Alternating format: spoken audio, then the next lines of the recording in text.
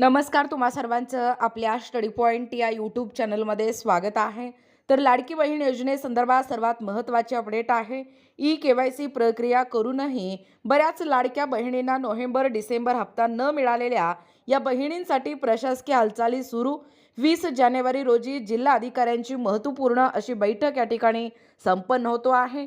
याबद्दल संपूर्ण सविस्तर माहिती या व्हिडिओच्या माध्यमातून जाणून घेणार आहोत.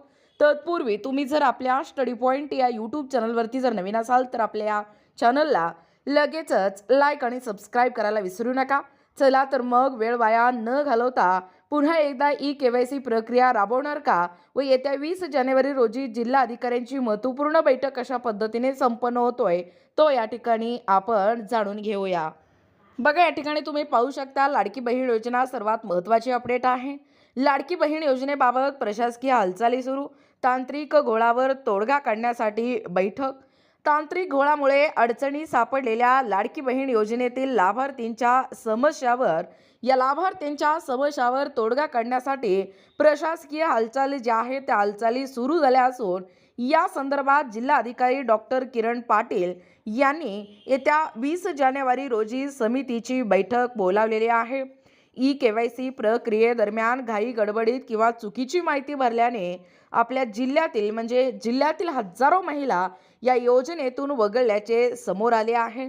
तर संपूर्ण महाराष्ट्रभराचा विचार केला तर लाखो महिला या योजनेतून KYC प्रक्रियेदरम्यान घाई गडबडीत चुकीची माहिती भरली गेली आहे. त्यामुळे जिल्ह्यातीलच नव्हे तर आपल्या महाराष्ट्र राज्यातील हजारो लाखो महिला या योजनेतून वगळल्या गेल्याची माहिती समोर आलेली आहे. या महिलांना नोव्हेंबर-डिसेंबर महिन्याचा जो हप्ता आहे तो अद्याप या ठिकाणी मिळाला नाही आणि याच समस्येवर उपाययोजनेसाठी जिल्हा स्तरांवर हालचाली देखील सुरू केल्या असून लाडकी बहीण योजनेची समिती तसेच महिला व बालकल्याण विभागातील अधिकाऱ्यांची ही बैठक 20 जानेवारी रोजी घेण्यात येणार आहे, अशी माहिती जिल्हा महिला व बालकल्याण अधिकारी अमोल डिगोळे यांनी या ठिकाणी दिलेले आहे. बघा, 15,000 महिलांची प्रशासनाकडे चौकशी.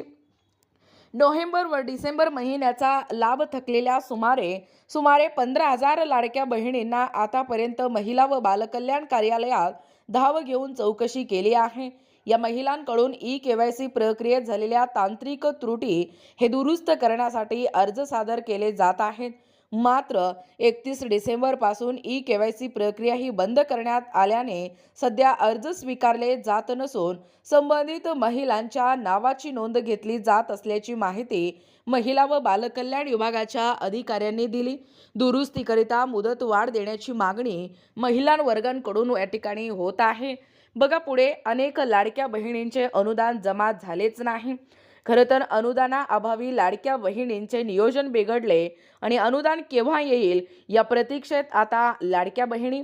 2024 मध्ये झालेल्या विधानसभा निवडणुकीपूर्वी महायुती सरकारने महिलांना 1,500 रुपये महिना देणारी मुख्यमंत्री माझी लाडकी बहीण योजना सुरू केली. निवडणुकांपूर्वीच लाडक्या बहिणींच्या खात्यात खटाखट पैसे टाकल्याने लाडक्या बहिणींनी भरभरून मतदान केले आणि याचा महायुती सरकारला निवडणुकीमध्ये मोठा फायदाही झाला. त्यामुळे शासनाने लाडक्या बहिणींच्या अनुदानाची रक्कम 1,500 वरून 2,100 रुपये इतकी करण्याचे आश्वासन दिले. मात्र 2024 व 25 संपले असतानाही अजूनपर्यंत 2,100 रुपयाचा हप्ता लाडक्या बहिणींना मिळाला तर नाहीच, परंतु अनेक लाडक्या बहिणींचे 1,500 रुपये अनुदान हे जमा झाले नसल्याचे वास्तव आहे. परिणामतः लाडक्या बहिणींचे आर्थिक नियोजन बिघडले. साहूर परिसरात या ठिकाणी परिणामतः अनेक लाडक्या बहिणींनी नाराजी व्यक्त करीत सत्ताधारी युती सरकारच्या विरोधात तीव्र निषेध व्यक्त करीत आहेत.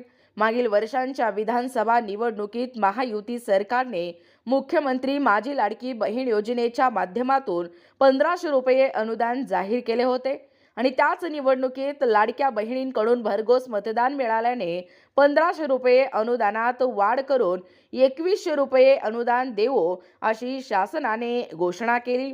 मात्र ती घोषणा हवेतच असून लबाड फसव्या सरकारने आता अनेक लाडक्या बहिणींचे 1,500 रुपये अनुदान सुद्धा बंद केल्याचे अनेक महिलांकडून सांगण्यात येते.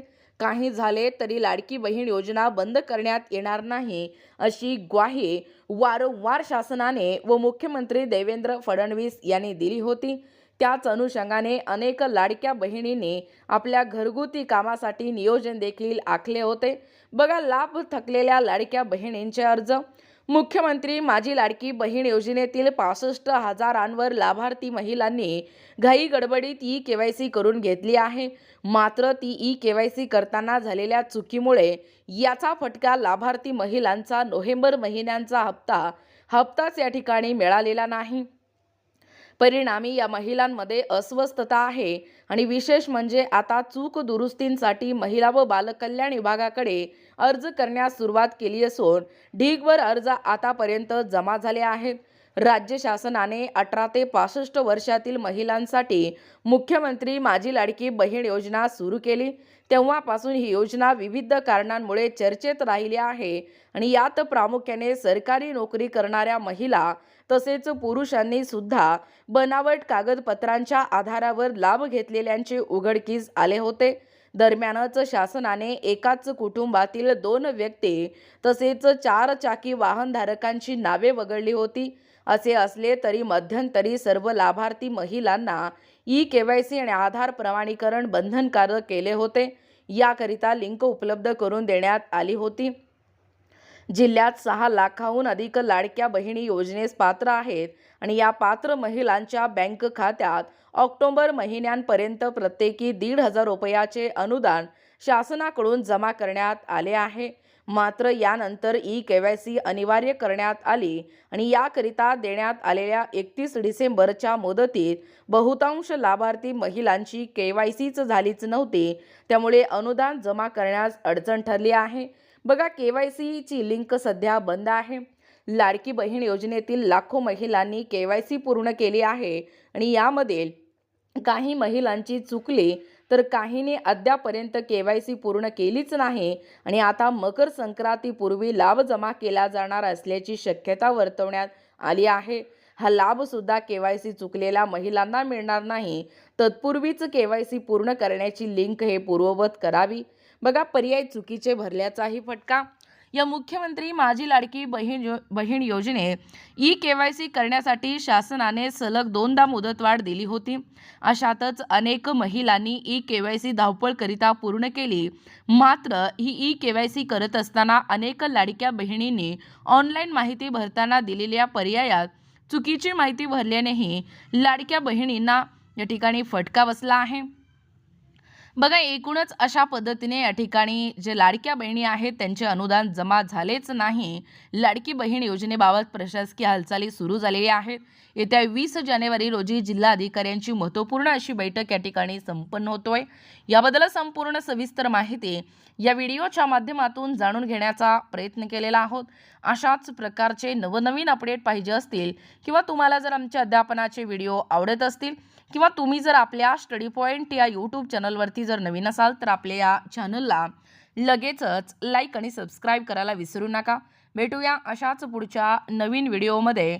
तोपर्यंत धन्यवाद।